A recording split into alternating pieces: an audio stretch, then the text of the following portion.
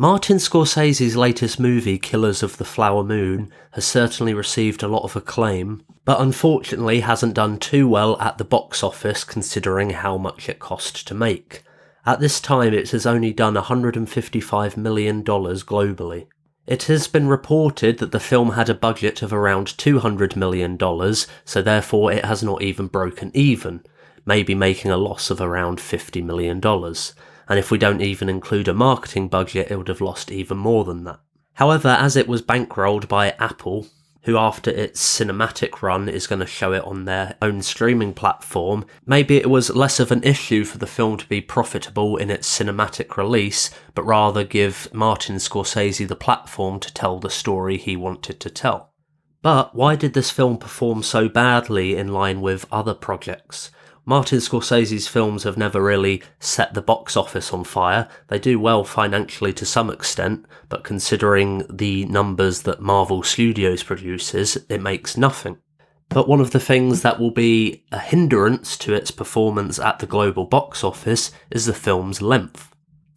The film runs at 3 hours and 26 minutes long, and for many people that just isn't viable at the cinema. Sure, we've had directors like James Cameron and even Martin Scorsese himself comment that people don't show cinema respect, considering that you'll watch 5 or 6 hours of TV back to back without a break, or go sit through a play that lasts 3 hours without an intermission. However, cinema isn't this highbrow art form. It's supposed to be affordable and enjoyable. One of the things that may have made the film perform better at the box office if Scorsese had included an intermission in the movie. Now, some cinemas were showing Killers of the Flower Moon with an intermission, and they were found out by the studio, who then contacted them and said that they were in violation of their contract with showing the movie. However, would an intermission in a film of this length be that bad? With fewer people going to the cinema to see what Scorsese would call real cinema, and even the decline in the superhero movies, maybe in order to get people back on board with what great cinema is and having a long film, an intermission may help get bums on seats and get people through a very long cinematic experience. Now, many people will comment you should just sit through it or go to the toilet whenever you feel like it, but if you have an intermission in a movie that's put in by the filmmaker, you can control the audience's reaction to the movie as a whole. If you have 100 people go and see a film that's 3 hours long, and each of them needs the toilet at some point, they're not going to all go at the same time, and their experience of missing a minute or 2 minutes of a scene is going to have a big impact on their whole experience of the movie. The viewer could have missed key scenes, a key plot point, and when they come out and talk about the film to their friends afterwards, they may have misunderstood key parts of the plot just because they needed to go to the toilet at a certain time. And it's all well and good people saying, well, you shouldn't go to the toilet, and fair enough, but that's just not realistic. The fact that cinemas push drinks and food on people to go and watch these movies is going to make people need to use the bathroom, which is fine by me. I don't have a problem with that. But just the point of having an intermission in the movie, and you know there's going to be an intermission, you might be more willing to hold in going to the toilet, and then you can experience the film in a way as it was supposed to be.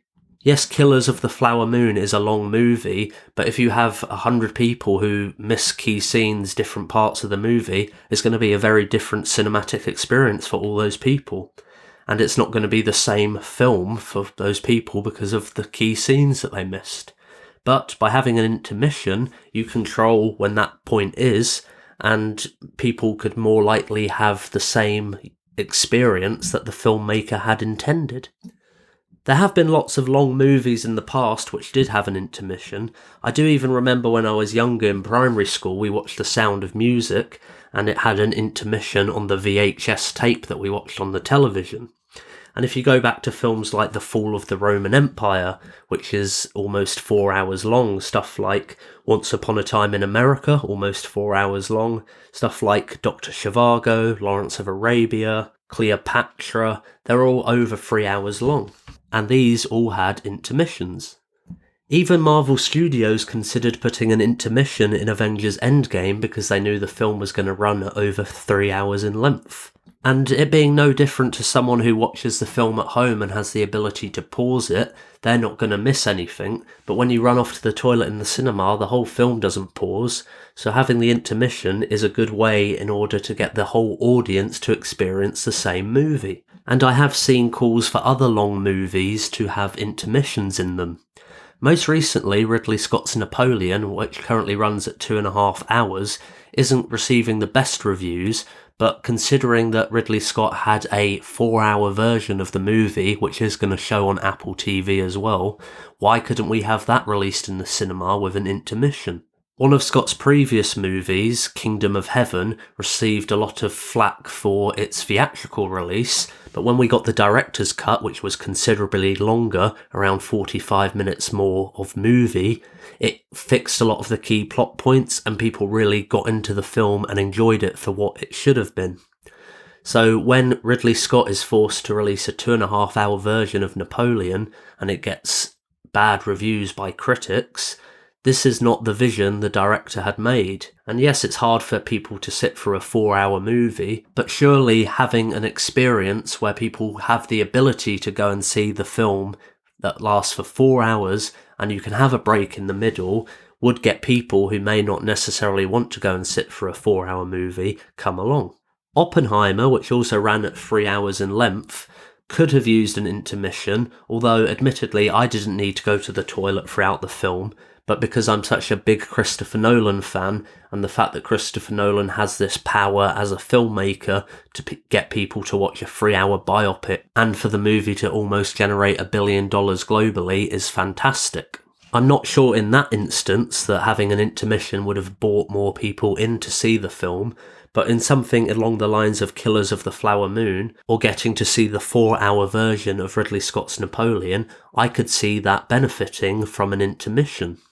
Martin Scorsese has said this year that he was optimistic about the future of cinema with films such as Oppenheimer and Barbie doing so well at the box office. I'm pretty sure he's also happy to see that The Marvels hasn't done that well financially either. But I feel Scorsese is being rather naive when he just says cinema is great, people should just accept that, and then people don't go. If he wants to bring people along to the cinematic experience and get more people on the seats to go watch Killers of the Flower Moon, he needs to bring them with him somehow. And by putting an intermission in his movie, that would be a good way bringing along some of the passive cinema goers that wouldn't usually go and see that type of movie. If I'm honest, Killers of the Flower Moon was in my top 10 movies to go and watch this year, but I never got round to it. The fact that it was 3.5 hours long really put me off going to see it. I couldn't sacrifice that much time in an afternoon. So perhaps an intermission wouldn't have contributed well to that, pushing the film's length up to 4 hours maybe. But maybe other people would be more willing to see it if they can have a break in the middle. I really don't think that's too much to ask, and I do believe if it was advertised at having an intermission, even though it was a 3.5-hour movie, more people probably would have been willing to give it a chance. It was unrealistic that Killers of the Flower Moon was going to make $1 billion at the box office because it's a very heavy subject matter and quite a niche subject matter, but the fact that it was 3.5 hours long didn't help the fact. But I do think the intermission could have got a few more people to go and see the movie. And to be honest, a lot of TV can do the same storytelling as we get in cinema, and cinema needs to be about the big screen. I do like to go and see films on a big screen, the surround sound, and particularly now I like watching films in IMAX. And there needs to be a reason to go and watch a movie on the big screen. Anything, no matter its scale, can be cinematic, but if you're going to bother having an IMAX screen, why not go full out? Have these big budget historical epics come back. That's something I would really like to see with cinema going forward. Spend $200 million on a big budget movie that's not full of CGI, but it uses real sets, thousands of extras. I think that could be something audiences would get behind once again. It worked in the past, why can't it work now?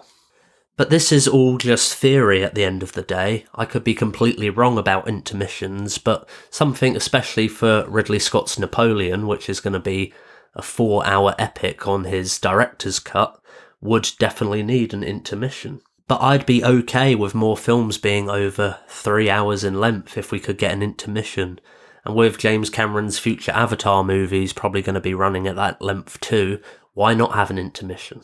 Although I'm sure there'll be some backlash from the cinema goers who are completely against the idea of an intermission and believe that Martin Scorsese can do no wrong.